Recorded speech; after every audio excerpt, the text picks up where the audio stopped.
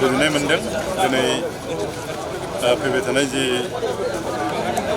Assembly election जागोन आरो बे इलेक्सनखौ मोजाङै सालायनो थाखाय जोंनो मावखुलि नांगौ जायो आरो आं दिनै हरिसिंगा प्राइमारि कमिटिनि सिङाव मोनसे मावखुलि जों इतिमध्य बेखेवबाय आरो बेखौ बेखेवनायल' नङा गोबां जोंनि UPPL-निफ्राय APB-निफ्राय गोबां सोद्रोमाफ्रा बेहाय जइन जादों आरो बिथांमोननि जइन जानाया जोंनि थाखाय बिराद गोजोनथावना बाथ्रा बिथांमोननि योगदान जाखांनायनि उनाव जोंनि राजनिति हान्जाया बांसिन गोख्रों जागोन।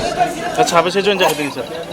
दिनै फ्राय 20 जनसो जाबाय आङो टटेल लायाखै आरो गोबां जानो गोनां दंबावोमोन एसे हरखाब जाबाय खबरखौ खिथाबनो मोनाखिसै आरो जिबायदि लोब लोब रायजो राजाफ्रा जोंनि प्रग्रामफ्राव जोंखौ हेफाजाब खालामदों दा बेफोरखौ नायोब्ला जों नैबे खेबाव माने खुब सहजैनो जों देरहासार जानो हासिगोन। दिपेन बर'आ बुंदों सार एबार बिसायख'थियाव यां टाइगार आरो अल्ड टाइगारजोंसो बादाबादि जागोन होननानै मा बुंगोन सार? नोंथांखौ अल्ड टाइगार बिबुंथि होदों। आंथ' टाइगार नङा। आं 2001 मायथाइनिफ्राय रायजो राजानि गेजेराव थानानै खामानि मावबोदों। आं खिन्थु टाइगार नङा। एकदम साधारन रायजो राजाफोरजों थाबोनानै खामानि मावग्रा मानसि। बेहा टाइगारबाथ' रायजो राजा बिसार खालामगोन। टाइगारबाथ' बहुत डेन्जारास जागोन बेयो। आंथ' टाइगार नङा, रायजोनि खामानि मावग्रा मानसि। गतिके आंनि खामानिखौ आं मावलांनो, रायजो राजाफ्रा बिसार खालामगोन, बेबस्था खालामगोन। आंथ' सम्पुर्ण फोथायनाय दं। मानो होनबा 2001 मायथाइनिफ्रायनो आङो रायजोजों थाबोदों। आंनि सायाव गोबां फोथायनायखौ आं नुनो मोनदों, गोबां सापर्ट आंखौ होफैदों आरो बेखौ नायोब्ला बे बिसायख'थियाव आं देरहासार जागोन आरो। 3 बोसोर सिगांनिफ्रायनो BPF-आ जोबसिगोन होननानै बुंबोबाय थादोंमोन UPPL-आ। नाथाय दायो नुबाय UPPL-आसो जोबनायनि लामायाव। मा बुंगोन सारा? बेथ' बे जोबनाय बाथ्राखौथ' बिथांमोनासो बुंबाय थानाय आरो जोंथ' बुंबाय थादों। BPF राजनिति हान्जाया सानसे समाव आरोबाव BTC-खौ सालायगोन, आसामावबो जोंनि मन्थ्रिफोर थागोन आरो बेनो जाफुंदों दायो। मानो होनब्ला रायजो राजाफ्रा मोनसे परिबर्तनखौ नागिरदोंमोन आरो बे परिबर्तनखौ नागिरनानै BDC-आवहाय प्रमद बर' दैदेननाय जितु UPPL बेखौ सरकाराव फज'दोंमोन। नाथाय 5 बोसोराव बिथांमोना रायजो राजानो जेरैहाय बाथ्रा बुंबोदोंमोन, जिखिनि खोथा होबोदोंमोन, मोनसेबो बिथांमोना फुलफिल खालामनो हायाखिसै। गासैबो फेलें जाबाय। जायनि खारनाव थांनाय BTC बिसायख'थियाव बिथांमोनखौ जोगारनानै रायजो राजाफ्रा BPF राजनिति हान्जाखौ आरो सरकाराव माने फज'फैबाय। दा बेनो बाथ्राया बिथांमोना सुबिदा मोन्दोंमोन खामानि मावनो, सुबिदा लानो रोङासै, खामानि मावनो रोङासै आरो बिनि फिथाइखौ बिथांमोना मोनबाय आरो। सार, जिल्लानि थाखाय माबायदि फार्स्ट प्रायरिटि नोंथाङा होगोन जे देरहाखाङो?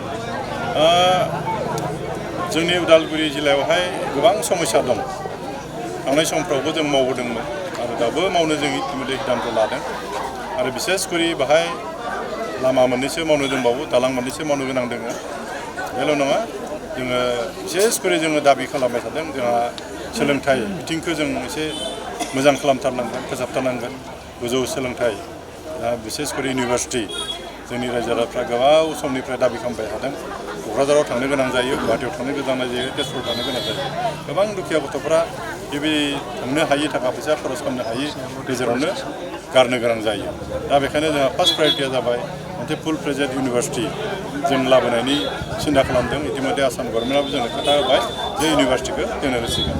बेनि उनाव जोङो मेडिकेल कलेज जों दाबि खालामबाय थादों। इतिमध्य आसामनि गिबि मन्थ्रि बिथाङाबो खोथा होखाबाय जे उदालगुरि जिल्लायावबो मोनसे मेडिकेल कलेज होगोन होननानै। बिनि अनगायैबो मोनसे पलिटेकनिक जों इतिमध्य गायसनबाय।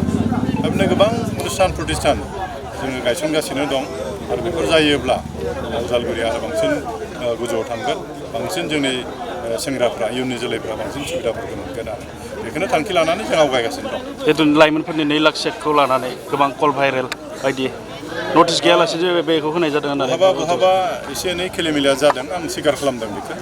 खिन्थु सिन्था खालामनांगौ जेबो गैया, एसे लरालरि जाबाय जोंहा। खिन्थु बे आसनिया खनसेयावनो जोबा आरो जोबाखै। 5 बोसोर जों बेखौ कन्टिनिउ खालामगोन। गतिके जायफोर मोनाखै, जायफोरा उपजुक्त बेक्ति फैगोन समफोराव बिथांमोननो जों होनायनि जों सेस्था खालामथारगोन। बेखायनो गोनो गोथो जानो नाङा, जों बयनोबो होनो सेस्था खालामगोन।